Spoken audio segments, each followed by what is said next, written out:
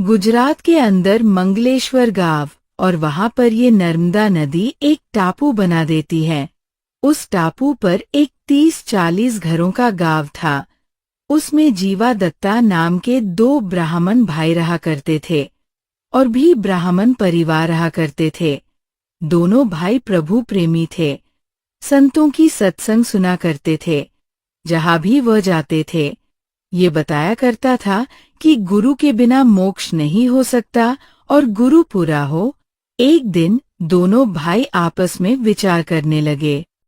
ऋषि के, संत के, मंडलेश्वर के, गुरु के, ब्राह्मण के, सबके वचन सुनते हैं। हमें तो वो सारी अच्छे लगते हैं, लेकिन ये पहचान हम कैसे करें कि पूरा गुरु कौन सा है? सभी अपने आप को पूरा बताते हैं। आपने सही कहा, कौन गुरु पूरा है? मानव जन्म बार बार प्राप्त नहीं होता।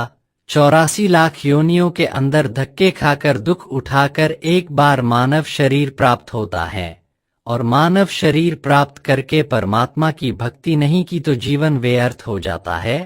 यदि अब के मोक्ष नहीं हुआ तो न जाने कितनी बार कुत्ता, गधा, सुअर बनने के बाद फिर मनुष्य बनेंगे। हे भगवान, हमें पूरा गुरु से मिलाओ। समझ नहीं पा रहे हैं, कैसे पहचान करें? ठीक है, विचार करके कोई उपाय निकालते हैं। मेरे मन में पूरे गुरु पहचान करने की एक उपाय आया है कि एक वट वृक्ष की सूखी लकड़ी अपने आंगन में लगाएंगे और साधु संत की चरण धोकर इसी सूखी लकड़ी के जड़ में डालेंगे, और जिस संत की चरणामृत से हरी हो जाएगी उसे पूरा गुरु मान लेंगे। आपने सही कहा, चलिए ऐसा ही करते हैं और भगवान की कृपा से हमें पूरा गुरु अवश्य मिलेगा। दोनों भाई ने ऐसा ही किया। वट वृक्ष की एक सूखी लकड़ी लाए और आंगन में लगा दिए और साधु संत की चरणामृत लेने के लिए घर से निकल गए और एक संत के पास जाकर सत्संग सुना और चरणामृत के लिए प्रार्थना करते हुए कहा, महाराज, आपका ज्ञान हमें बहुत अच्छा लगा। थोड़ा चरणामृत दे देते तो हमारा जीवन सफल हो जाता। ठीक है, ले लो चरणामृत। ये सुनकर दोनों भाई ने संत की चरणामृत अपने पात्र में लेकर घर वापस आया और सूखी लकड़ी के जड़ में डालने लगा, लेकिन कोई परिवर्तन नहीं हुआ। ये देखकर दोनों भाई बहुत उदास हुए। इसी तरह साधु संत के पास जाते और चरणामृत लेकर आते और सूखी लकड़ी के जड़ में डालते। कई बार साधु संत को अपने घर पर ही बुला लेते, आहार कराते और चरण धोकर लकड़ी में डालते, लेकिन कुछ नहीं हुआ। ऐसे कई वर्ष बीत गए। एक दिन दोनों भाई आपस में विचार करने लगे। हे परमात्मा, हे मालिक, पूरा गुरु कोई नहीं है, क्योंकि हमारी सूखी लकड़ी हरी हुई नहीं। इन सभी की चरणामृत से और पूरे गुरु के बिना ये मानुष जन्म व्यर्थ हो जाएगा।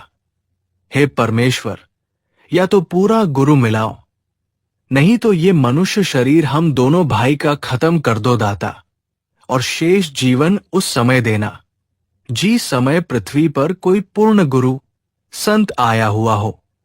वर्तमान में पृथ्वी पर कोई पूरा संत नहीं है। ये कहकर दोनों भाई घंटों रोए। इसी तरह रोज परमात्मा को याद करते और रोया करते कि हमें पूर्ण संत मिलाओ। इस प्रकार लगभग 6 महीना बीत गए। एक दिन परमेश्वर कबीर जी दोपहर के समय जीवा दत्ता की झोपड़ी के पास के गली से चले जा रहे थे। जीवा बाहर आया और देखा कि एक संत आ रहा है।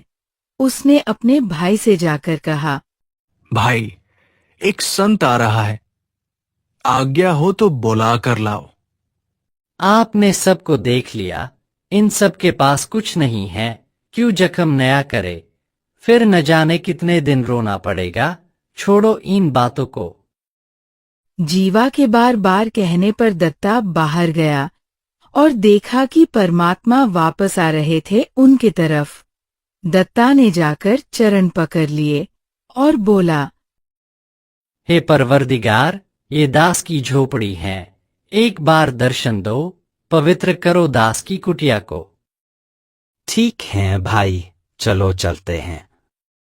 दत्ता ने परमेश्वर को बुलाकर ले आया और बैठाया, और जीवा ने दत्ता से कहने लगा, जा दत्ता, थाली ला, परात ला, महाराज जी का, संत जी का चरण धोएंगे। संत तो भगवान का ही रूप होता है, जल्दी जा। दत्ता ने जल्दी से थाली और पानी लेकर आया और चरण धोए।